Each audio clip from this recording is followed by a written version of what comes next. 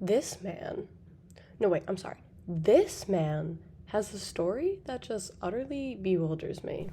The fact that Frank Abagnale Jr. was able to swindle $2.5 million all before he turned 21, went to jail, got released early for good behavior, and then received a feature-length film directed by one of the best directors in history, starring two of the most iconic actors in history.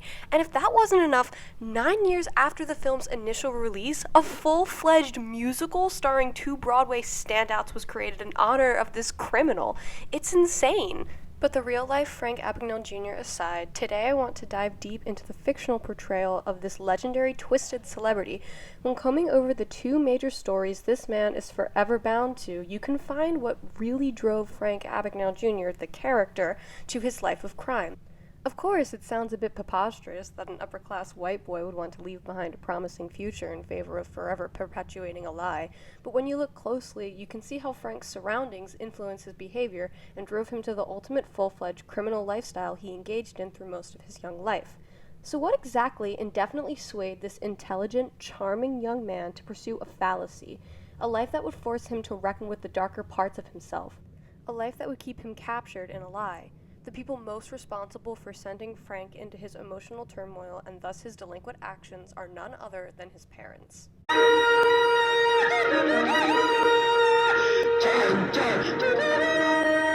In our introduction to Frank Abagnale Sr. in the movie, he's receiving an award for the New Rochelle Rotary Club. This is where we get our introduction to the mouse story. Two little mice fell in a bucket of cream. The first mouse quickly gave up and drowned. The second mouse wouldn't quit. He struggled so hard that eventually he churned that cream into butter and crawled out. Gentlemen, as of this moment, I am that second mouse. This is one of the most famous lines from the movie and was brought back in the musical later. What this scene implies is that Frank Sr. is a hard-working family man. We later find out that he's received the Medal of Honor while serving in World War II, where he met Frank Jr.'s mother, Paula. What's interesting about the dynamic between these two is their eternal obsession with success and, more specifically, money. This directly plays into their relationship with each other, but most crucially shapes their worldviews. We see just a couple scenes later how Frank Sr. is able to utilize and manipulate his privilege as an upper-class white man. We also see how this mindset is transferred to his son. In the movie, we're treated to an elaborate plot formulated by Frank Sr. to fool the bank into giving him an undeserved loan, a plan he drags Frank Jr. into. He wakes his son up early in the morning and takes him to a suit store that hasn't opened yet. At first, the woman who owns the store doesn't seem entranced by Frank Sr.'s wit, but then he introduces the necklace trick. Darcy, that's a pretty name. I'm in a bit of a fix. I need a suit for my kids, my son Frank. He needs a black suit. There was a death in the family. My father, 85 years old, war hero. There's a funeral this afternoon. Military funeral. Planes flying overhead, 21 gun salute. Frank needs to borrow a suit for a couple of hours. I'm sorry, we don't loan suits and we're not open. Darcy, please, come back. Darcy, is this yours?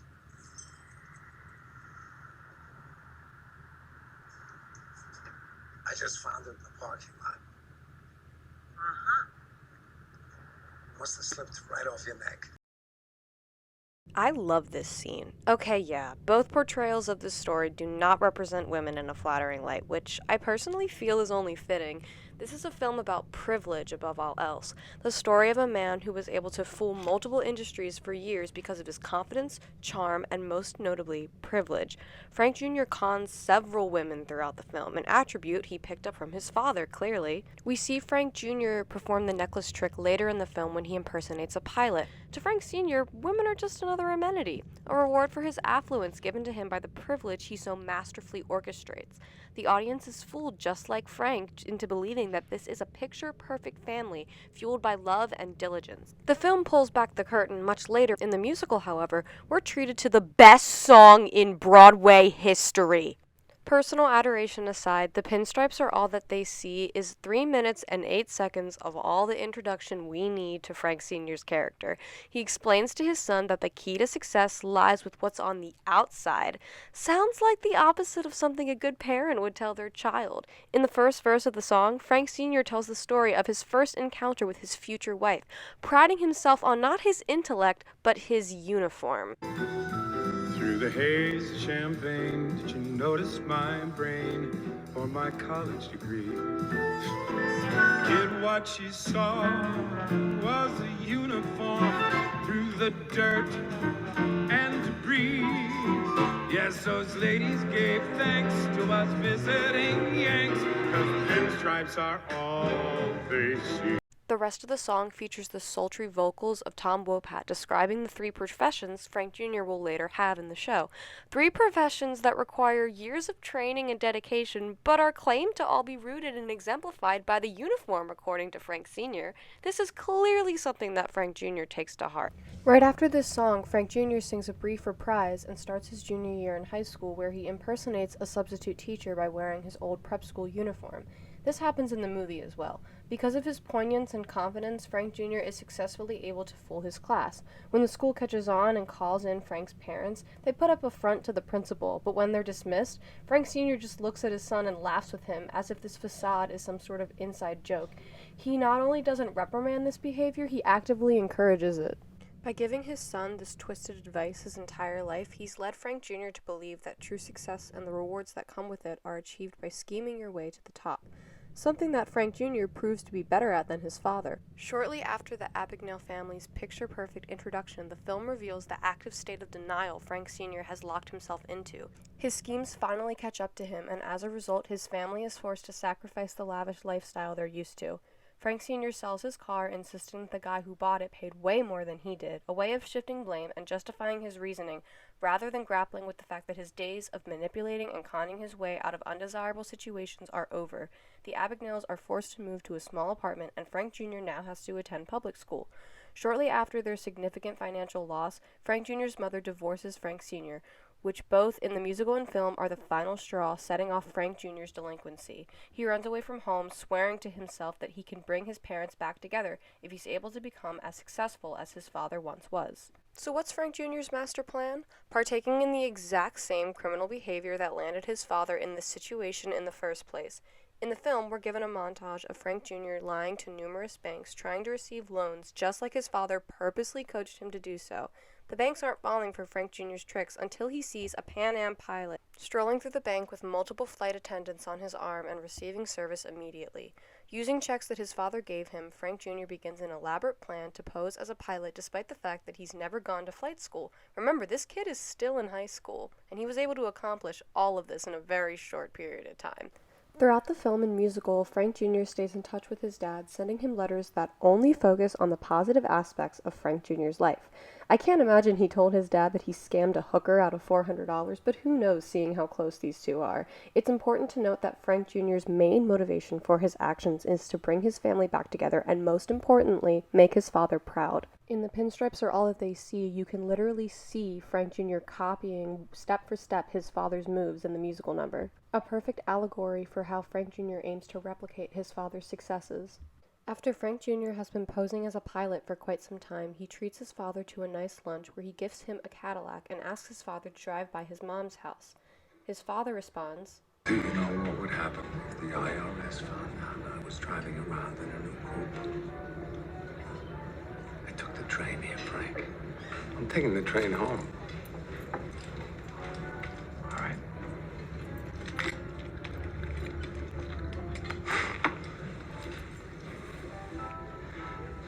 I have plenty of money.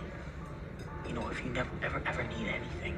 You worried? It seems to disgust Frank Sr. that his son could possibly be worried about him. Though Frank Sr.'s parenting techniques are far from ethical, one constant remains. He is incredibly image-conscious in front of his son. Frank Sr. reiterates the mouse story to his son once again, trying his best to reassure him that he'll get back on track just fine.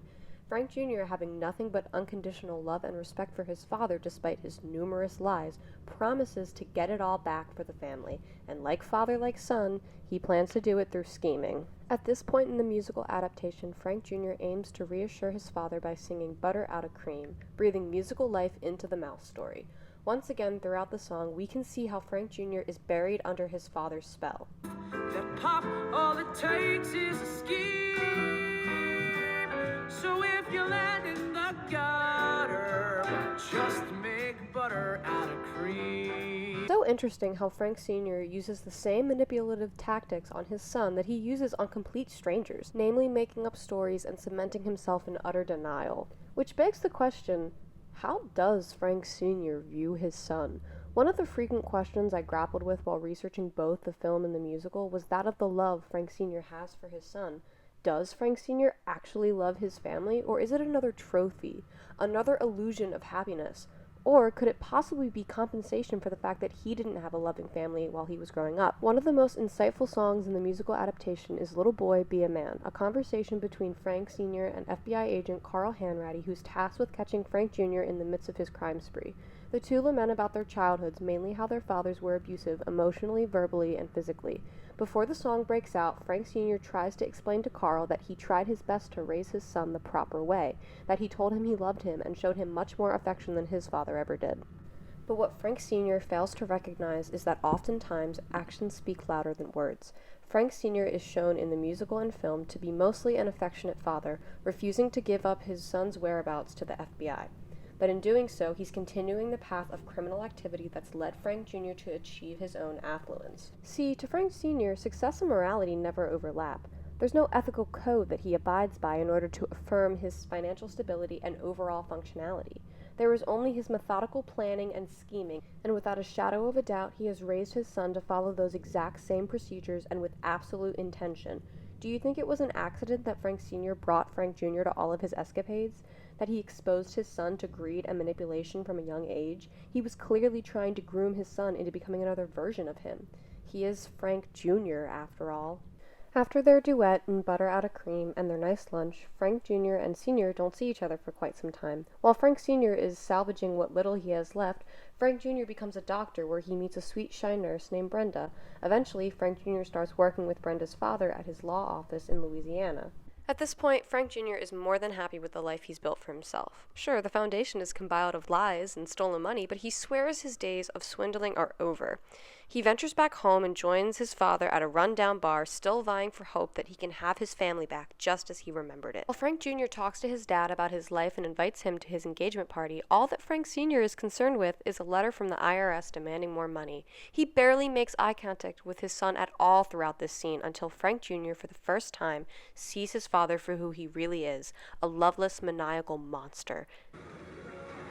I'm gonna stop now. But you... They're never going to catch you, Frank. Dad, she wouldn't do that. Why won't you sit down? Why would she do that to you? Come on, sit with me. Have a drink. I'm your father. Then ask me to stop. Frank Jr. storms out of the bar after this scene. After he's begged his father, the man who raised him as a replica of himself, to no longer condone his delinquent actions, to really conceptualize the mess Frank Jr. has gotten himself into. The last thing Frank Jr. hears from his father is him calling out to him, asking him to sit down and have another drink. Later in the film, Frank Jr. is on the plane with Carl, about to be transferred to an in-state prison since he was arrested in France. In the musical, the scene happens right before Frank Jr.'s solo goodbye. Frank Jr. asks Carl to let him call his father until Carl breaks the news that Frank Sr. has drunkenly fallen down some stairs at Grand Central Station and has broken his neck. In the film, this is the catalyst for Frank Jr. to escape the plane. In the musical, he sings goodbye, attempting to end the show he's put on for the audience before his arrest. Frank Jr. knows he's delving into serious territory, but he's still just a teenager and is in utter shock that the man who made him everything he is today is now dead. In real life, Frank Abagnale Jr. only speaks highly of his father. He expresses the endless love and compassion he had for his children and how his death truly devastated him. Believe it or not, the real Frank Sr. died the exact same way he did in the movie and musical, with the exception being that he wasn't intoxicated. The real-life Frank Sr. set a clear precedent for his son, teaching him about the love and strength of family. The fictionalized Frank Sr. we see in the musical and movie is nothing but a selfish, lying, poor excuse for a human, using his privilege and hunger for greed and power to build a world that bends and breaks for him, a world that at the center lies his son, helpless and obedient, ready to defend any immoral action committed by his father, who claims falsely that everything he does is in the name of love. All right, Paula, I've shit on your ex-husband enough. You're up next, honey.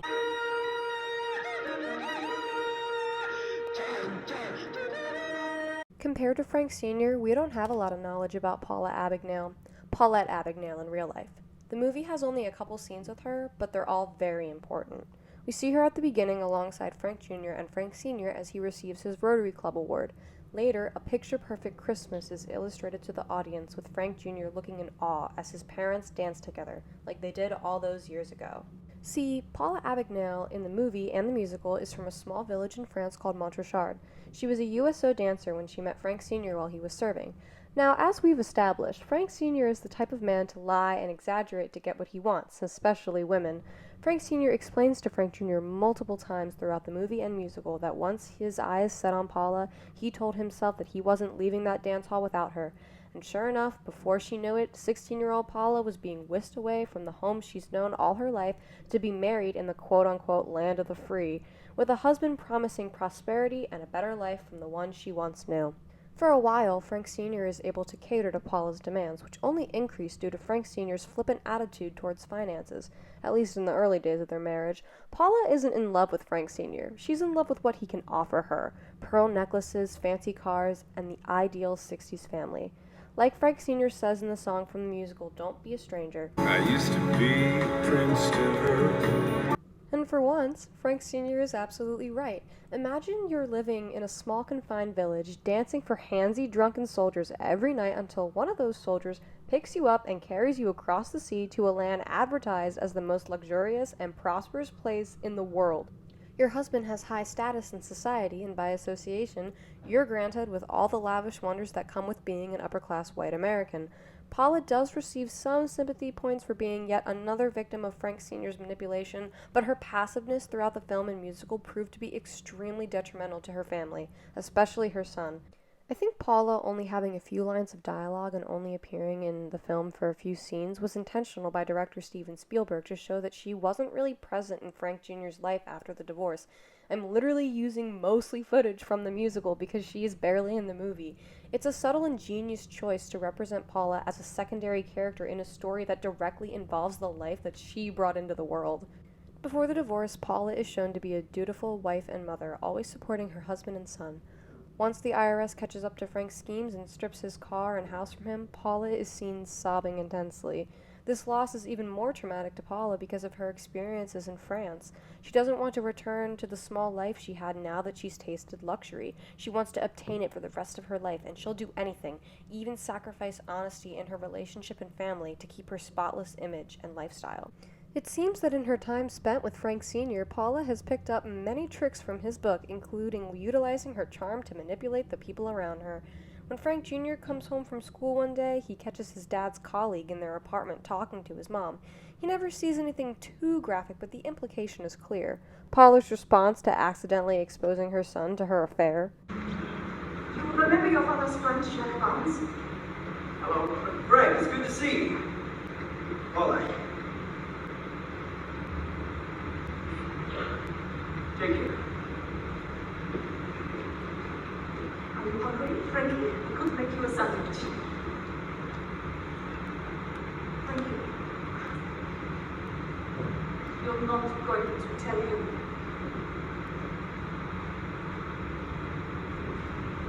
No.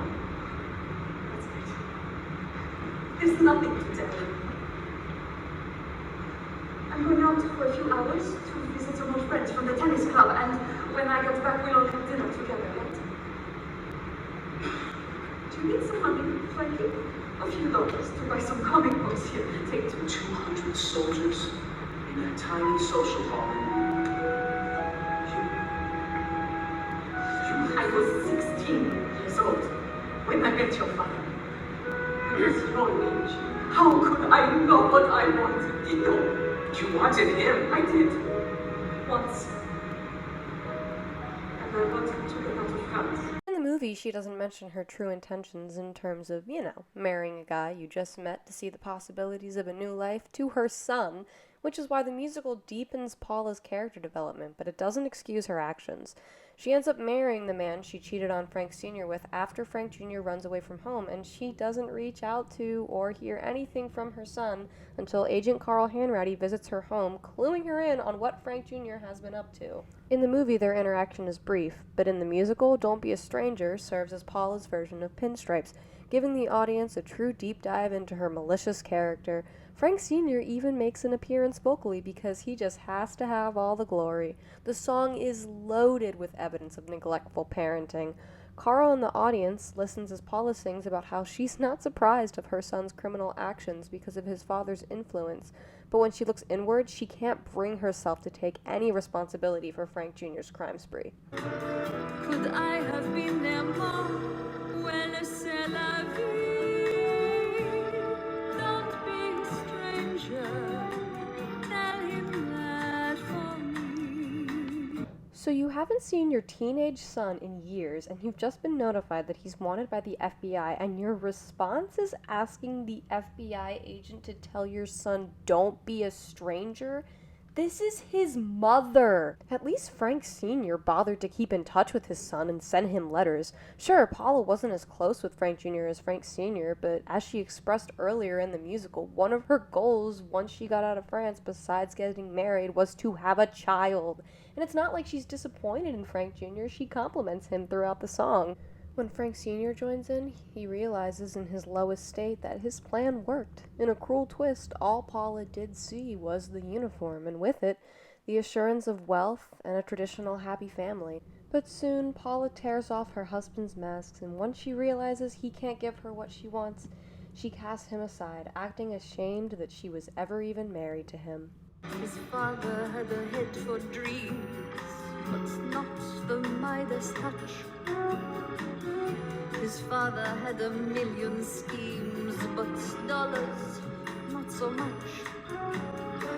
You want the apple, go look for the tree, but don't be a stranger. Tell him that for me. I used to have what made her smile. Now it's all been spent. I've tons of charm, I'm lousy with style that don't pay the rent. I brought her laughs, she wanted fur. No wonder love fell down. The fact is, Paula is completely uninterested in anything that isn't money. Is it a coincidence that she married another man who could offer her the luxuries she was accustomed to? Is it shocking that she wanted to cut ties completely with the man that was partly responsible for warping her mind into believing that true happiness equates to what's in your bank account? No, it's fairly reasonable. But what's truly devastating is Paula's complete indifference in regards to what happens to her son. Whether he's jumping planes or rotting in a jail cell, she could not care less. Of course, Paula grew up in an especially difficult time for women, forced to play a role that is limiting and doesn't allow for much achievement.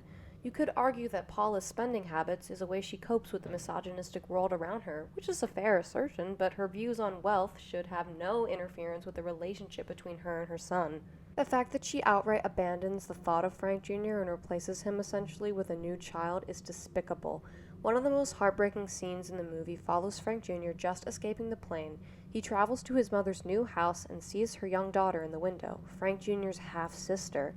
The fact that his mother didn't even bother to notify him through any means that he had a sibling just once again proves that she has outcasted him from her life.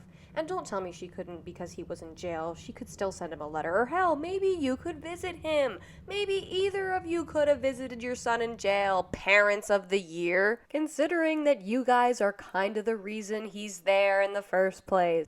We're not letting Frank off the hook, don't you worry, we'll get to him.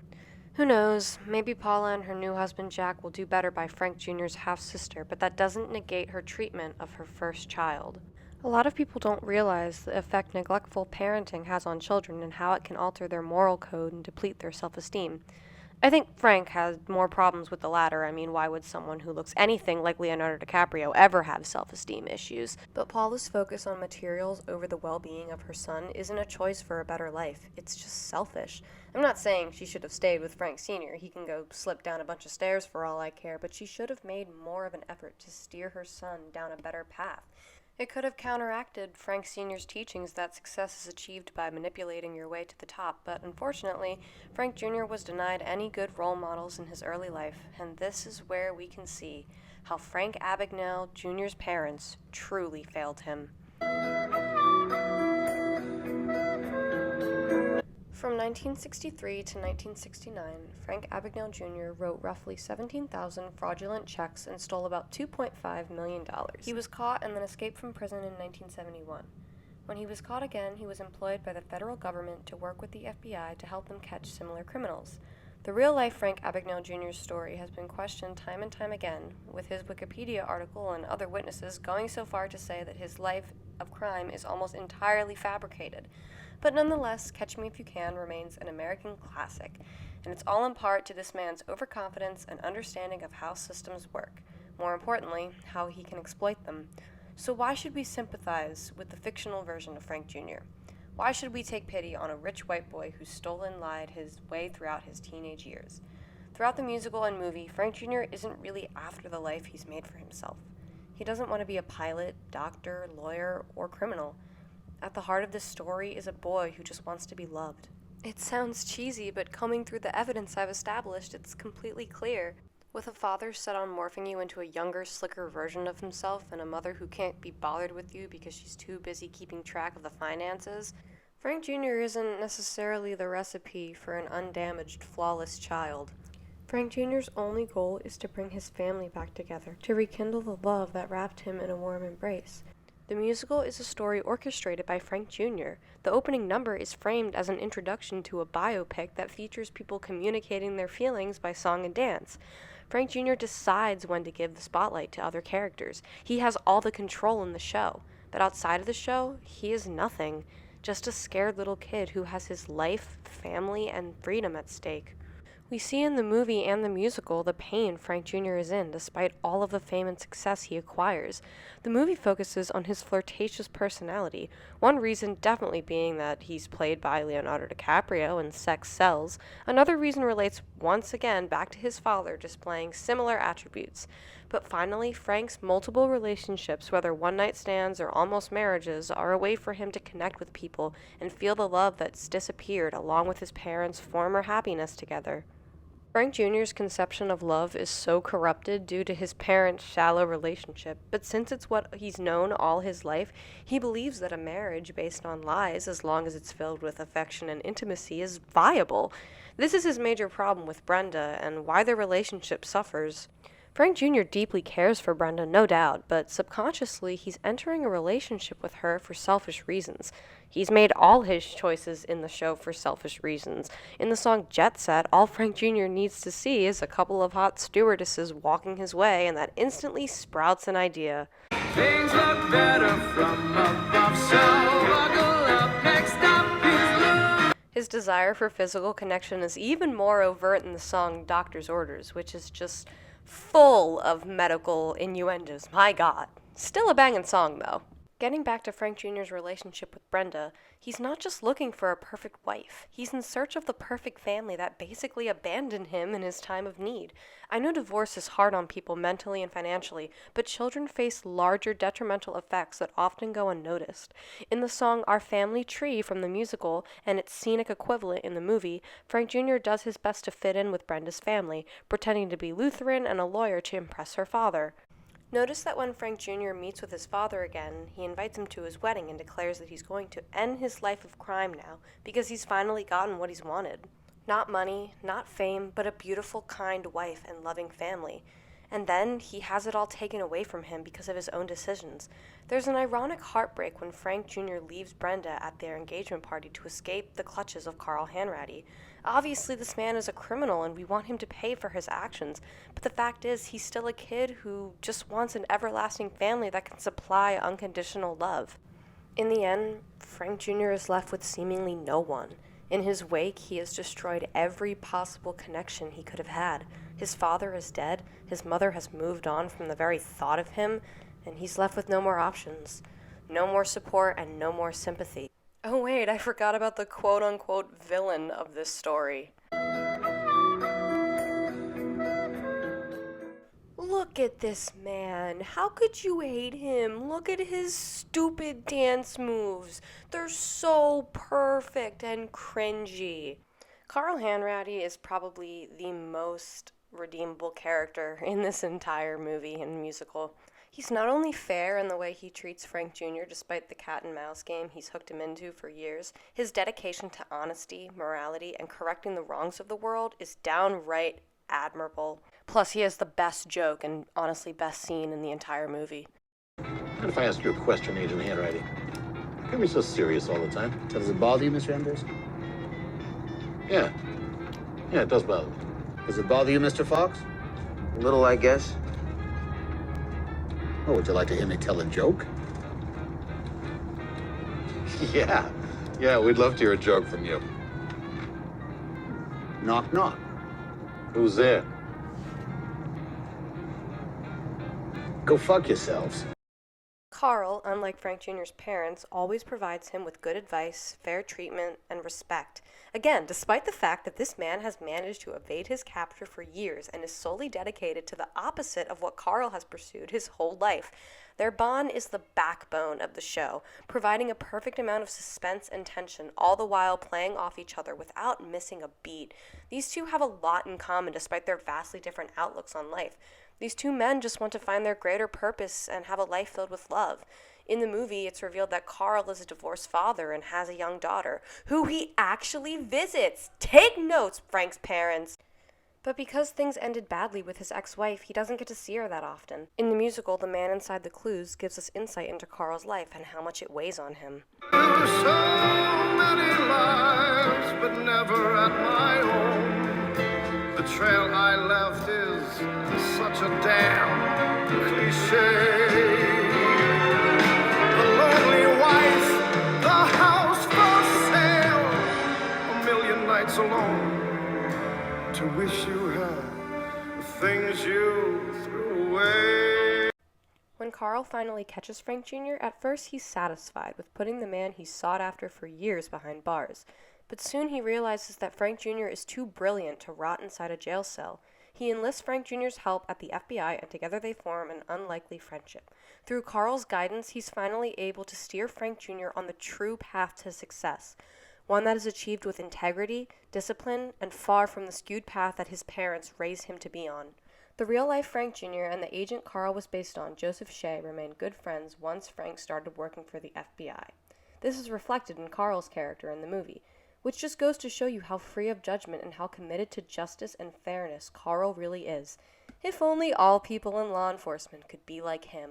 I could go on and on about how much I love Carl's character, but we are not here to talk about him.